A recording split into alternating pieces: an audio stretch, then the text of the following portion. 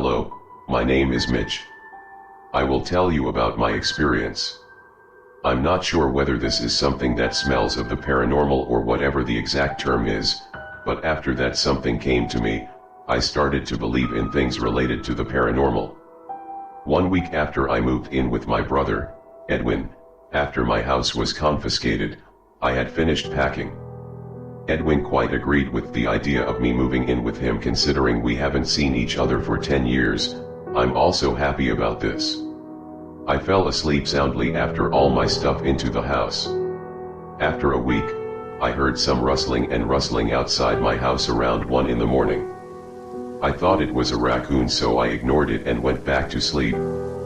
The next morning I told Edwin about it, and he thought the same as me.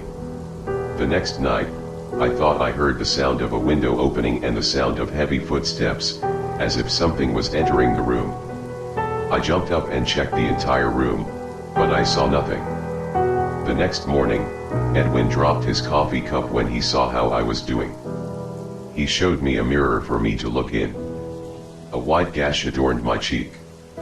After rushing to the hospital, the doctor told me that I must have been sleepwalking, but then he showed me something that made my blood freeze. He lifted my shirt and showed me a sewn incision, right where my kidney was. I stared into his eyes. Somehow you lost your left kidney last night. We really don't know what happened and how. I'm sorry, Mitch, the doctor said. The next night again was the high point of it all. Around midnight, I woke up again and saw a truly terrible sight. I looked directly into the figure wearing a black headscarf and a dark blue mask with no nose or mouth. The figure stared fixedly at me. The figure was also dripping black liquid from its eye sockets. I grabbed the camera in a nearby coat pocket and snapped a picture. After taking the picture, the figure lunged at me, trying to rip open my chest to get my lungs out. I stopped him by kicking him hard in the face.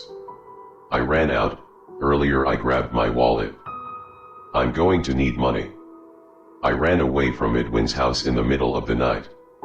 I finally stopped in the woods near Edwin's house to catch my breath on a large rock. I fell unconscious and woke up in the hospital. My doctor enters the room.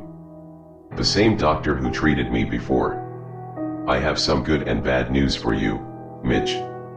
The doctor started the conversation.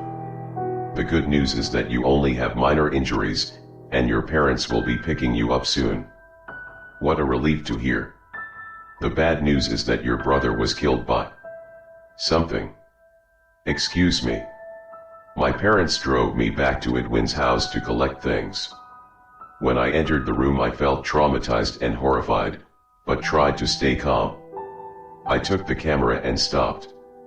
In the hall leading to my room, I saw Edwin's dead body and something small lying beside it.